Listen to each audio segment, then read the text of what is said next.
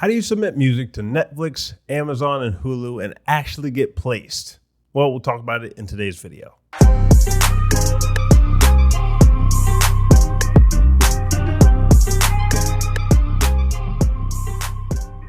What's up, guys? This is Omari with No Nonsense Music Marketing, the #1 place for music business and industry advice online. All serious musicians should click that subscribe button right now because we go over important information you can act on quickly for your music career.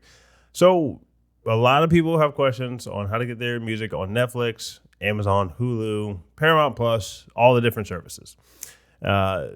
There's some methods that can still work that are slightly outdated, but we'll go over those first, and then we'll go over some of the newer methods that these companies and other TV and film people like to use to make things much more efficient for themselves. So the first one we're going to talk about is you can reach out directly to the music supervisors for the show. If you find their email on LinkedIn or send them a message on social media, do know that they get a lot of these emails, so it is very rare that they will accept these for submissions for any music they need for films. So don't just go, if you're not skilled at sending emails, sending cold emails or cold DMs or whatever, this method probably isn't going to work for you. You really need a lot of marketing prowess to know how to get somebody to open up an email, especially if it's a cold email, without sounding just like everybody else. So if that's not your wheelhouse, now if it is, you can get that to work, sending a cold email, but it's going to take some skill.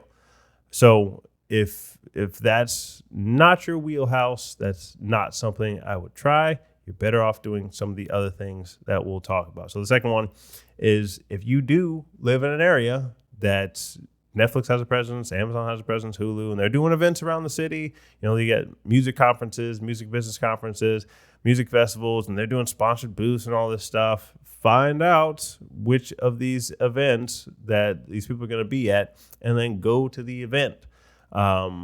A lot of times, like I didn't realize personally, maybe a few years ago, 4 years ago, I didn't go to as many live events, but now that I do start to go to more of them, I think it was right at the beginning of 2020 when everything was going on. You know, people started to ask me to do more events, but by that time the events got shut down and we were doing them online. So I did some online events. But then when things started opening back up, obviously it opened back up a lot quicker here in Georgia.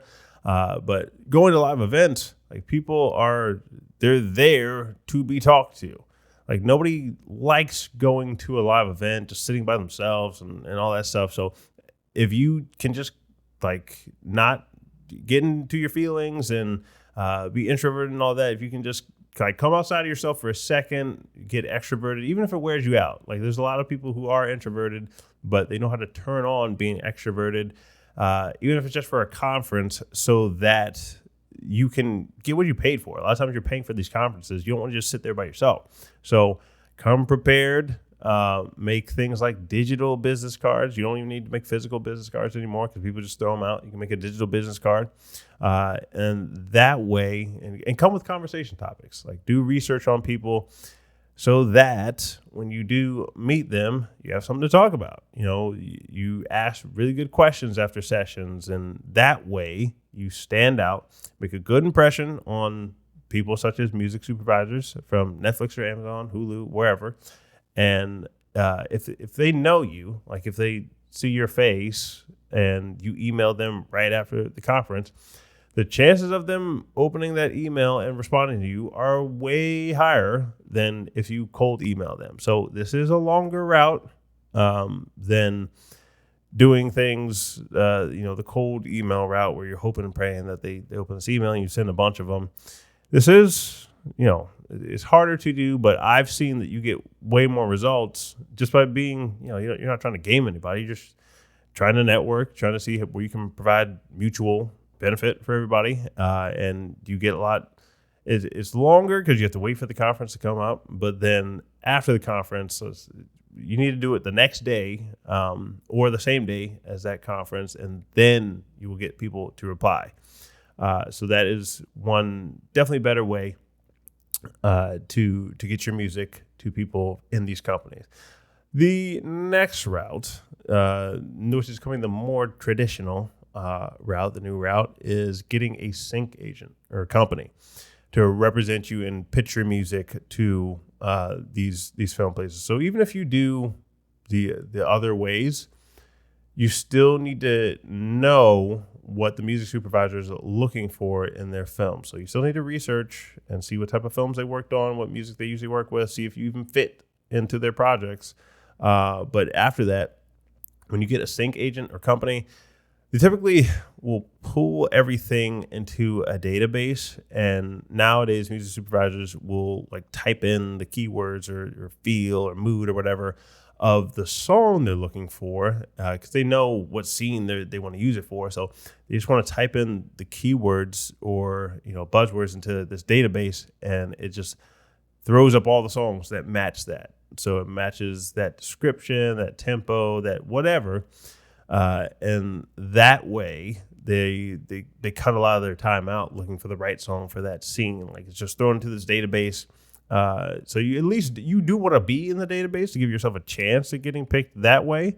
It's not as surefire as having a direct relationship yourself with the music supervisor and knowing how to make your own music cuts. So if you send music to TV or film, if you've done this before, you know that they want like different types of edits. So knowing how to edit yourself is one way to get higher up on the place of submitting your music, because sometimes they want the ending to not fade out. They want it to be a sting ending where it pretty much it doesn't fade out. It just like ends on a note or something like that.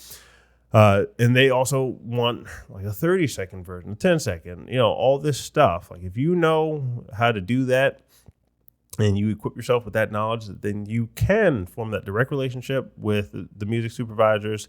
Preferably you meet them at a conference or somewhere in person where you can get a human connection. And then, you're seeing how you can provide mutual benefit. And eventually there's people who get to the stage where they have direct relationships with the music supervisor that they can trust that if they need a song for a specific scene, they just kind of reach out to you. They don't have to deal with everybody else, and they reach out to you. You knock out the songs for them. You got your paperwork all in place and your business set up and set up professionally so that they can just send you that check and, help you out because you help them out. You give them the perfect music for the scene. You make their job easy. That's what you're there for. You make their job easy. And in return, you get paid. So that is, that's how that relationship works. But lastly, and I shouldn't have to say this, but actually, not lastly, I'm going to back up one sec. So if you are a producer that uses a lot of samples, you need to be aware that music supervisors, record labels, they really don't like dealing with all of that. They would prefer, actually, a lot of times, these TV shows and networks actually prefer to work with some smaller artists sometimes for their shows or TV because they don't have to pay as much. Like, you still get a good sized check, but they don't have to pay you as much as they have to pay like this big major label artist to use their song in their movie or the TV show or video game or whatever. So if you recognize that your music needs to be 100% cleared to make their job easy, so don't use samples, don't use loops or whatever, make their job easy. Like, just make it 100% original content, know how to do the editing. That way you are removing as many barriers as possible from them not picking you. And then lastly, the thing I should not have to say, but often do, the music must be of quality. So if your music still needs work, you have a bunch of resources today that you can make as much music as you like in your home.